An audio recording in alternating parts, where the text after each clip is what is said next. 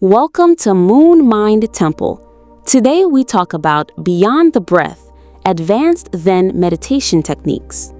Intriguing question. What if the peace you've been seeking lies far beyond your breath? We all strive for inner calm, but true tranquility often feels just out of reach. This video unveils advanced Zen meditation techniques that guide you to profoundly deeper states, transforming your understanding of inner peace. Benefit-oriented. Imagine a level of calm so profound it changes your daily life. Tired of surface-level mindfulness? This video offers a groundbreaking journey into advanced Zen meditation, going beyond basic breathwork to unlock a transformative inner stillness that you never thought possible. Discover a path to a truly peaceful existence.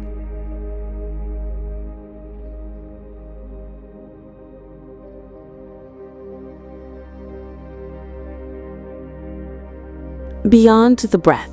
Unlocking deeper states. When David first discovered mindfulness, it was through breathwork. His teacher had told him, just follow the inhale, follow the exhale.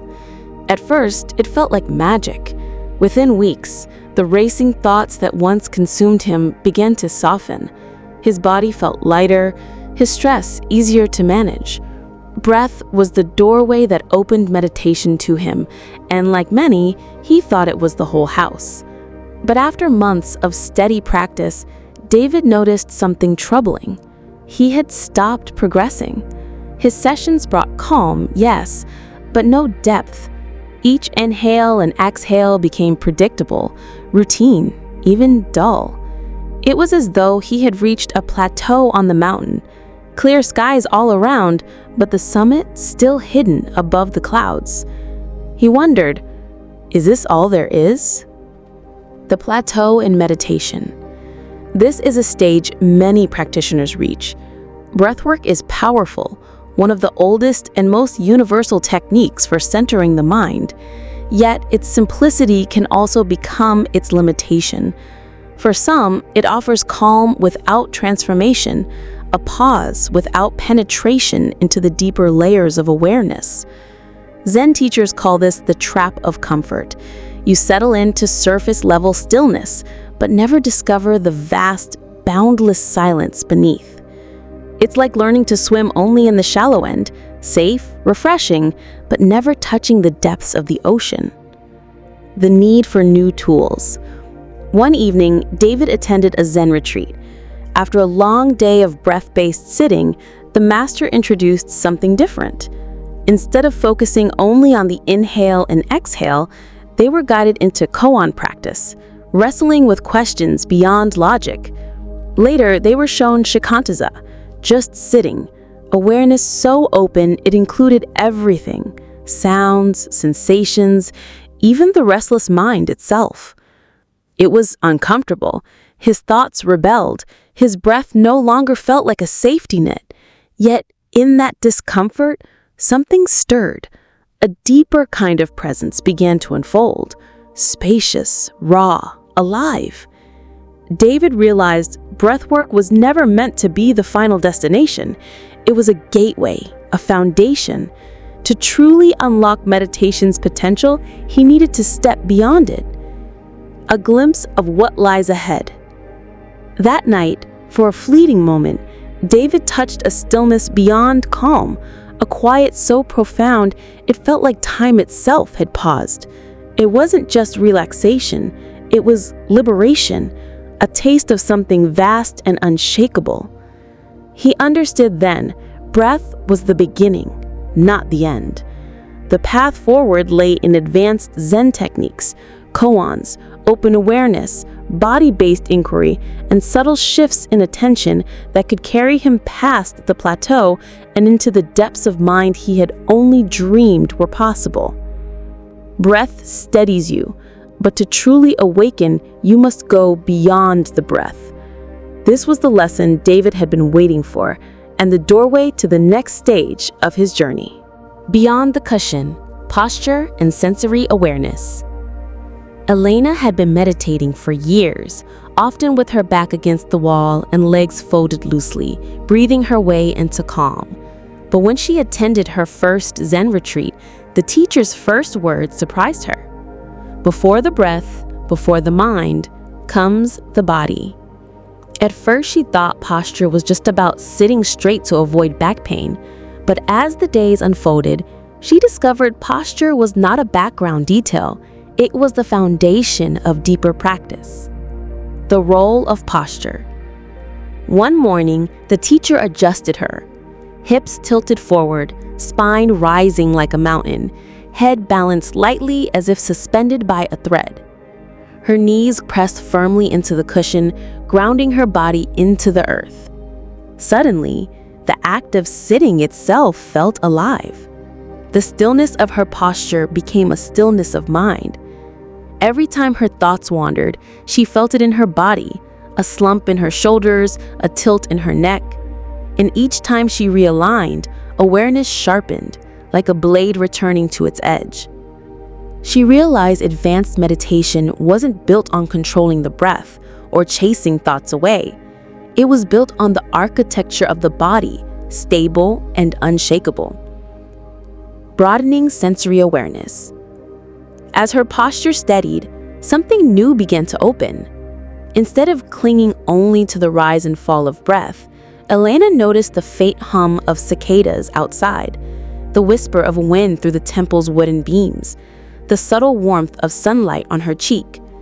Her awareness began to stretch outward, no longer trapped in the narrow corridor of her inner sensations. The world itself became part of her meditation. The sound of a bird call was not a distraction, but an invitation. The shifting of her robe against her skin was not noise, but texture in the tapestry of presence. This widening awareness carried her beyond the limits of self, as if she was dissolving into the flow of the moment itself. Then, the teacher gave one final instruction. Do not just hear the sound, open to the hearing itself. Do not just feel the body, open to the feeling of being. Elena sat in silence. The world no longer felt like a collection of sensations, but a single, seamless field of being.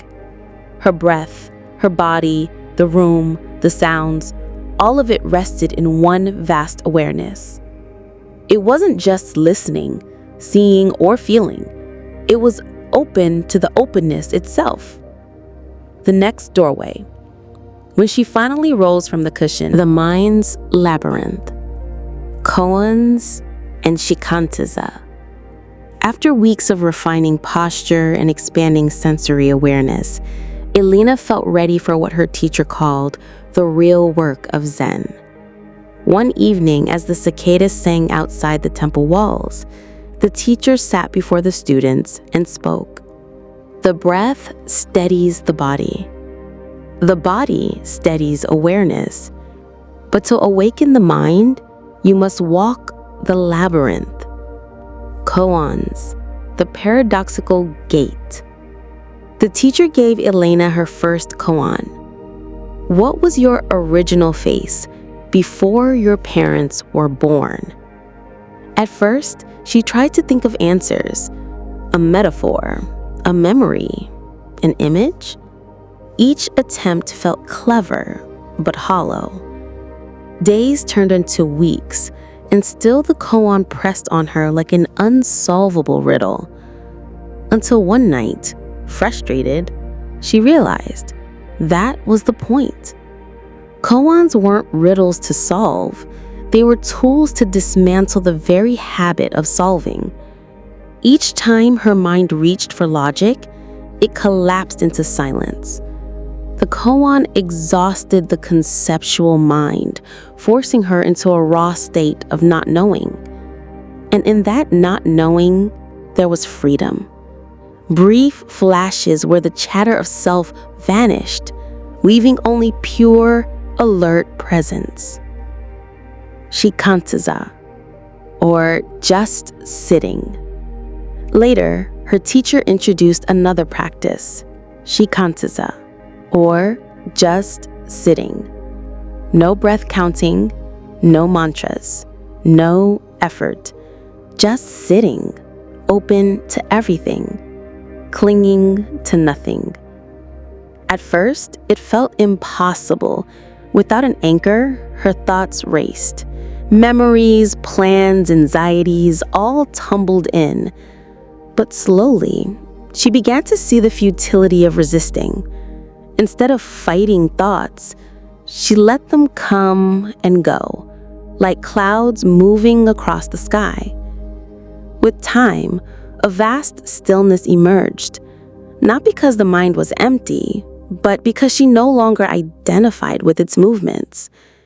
Thoughts arose and dissolved, but she was the space in which they appeared, dismantling the ego's grip.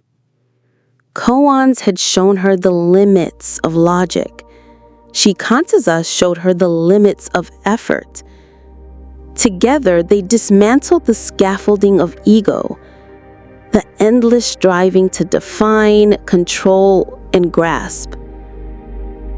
One morning, sitting in quiet openness, Elena felt a subtle shift.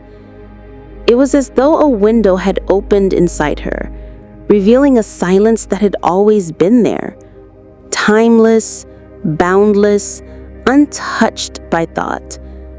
She glimpsed what the teacher called fundamental awareness, the simple fact of being itself. It wasn't a dramatic revelation, but a profound stillness, deeper than anything breathwork alone had ever touched. Elena understood now. Zen was not about perfect calm or escaping the world. It was about dissolving the illusions of self and thought until reality revealed itself as it truly was, whole, seamless, ungraspable. Koans guided her through the labyrinth. Shikantaza invited her to drop the map altogether. And in their union, she discovered a freedom beyond answers, beyond effort, just the stillness of being.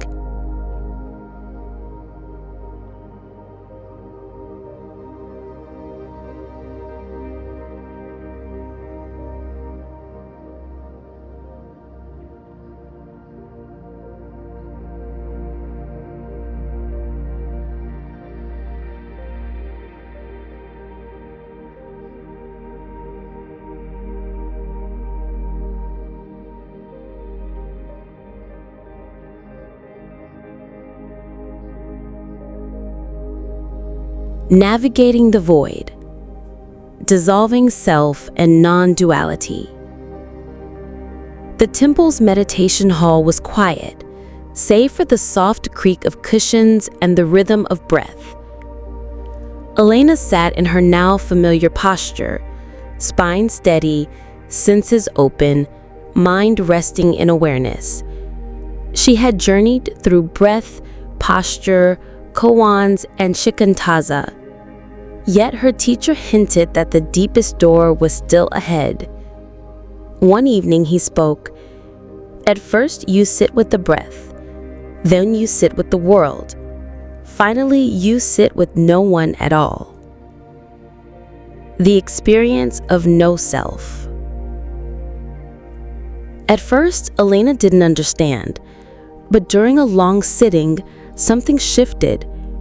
Her sense of I began to blur.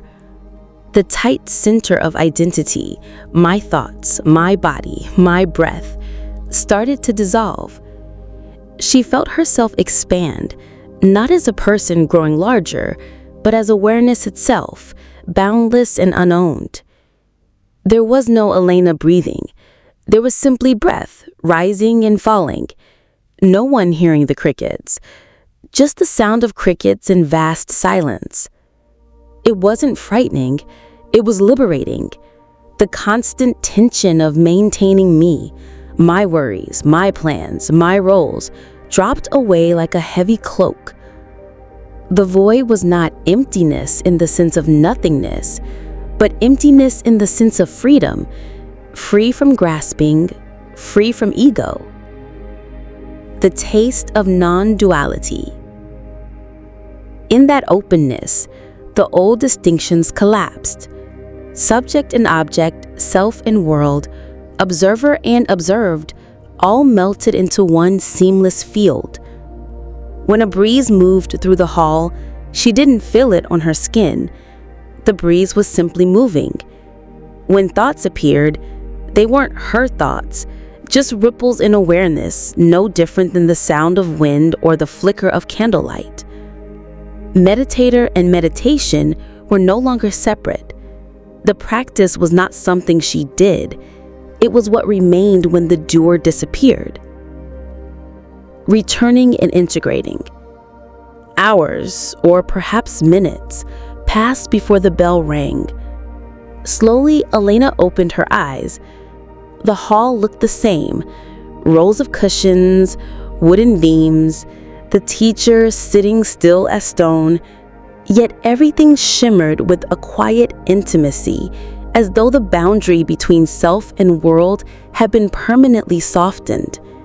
Her teacher spoke gently. Do not cling to the void.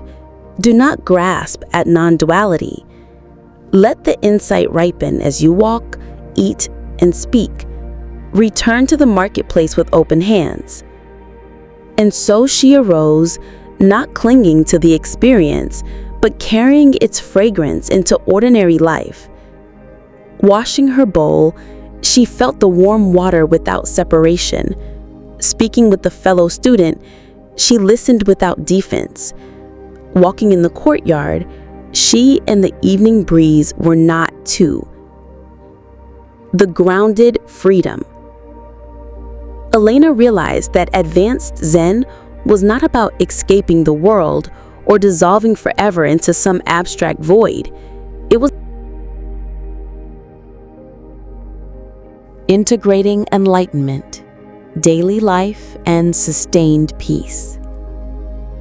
After months of dedicated practice, Elena had touched something she once thought impossible: the stillness beyond thought, the vast openness where self and world dissolved into one. Yet, the real test was not in the meditation hall. It was in life itself. Her teacher often said, "Enlightenment is not what happens on the cushion. Enlightenment is how you live after you rise from it." Permeating daily life. Elena noticed subtle but profound shifts. At work, when colleagues argued, she no longer felt the urge to defend or control.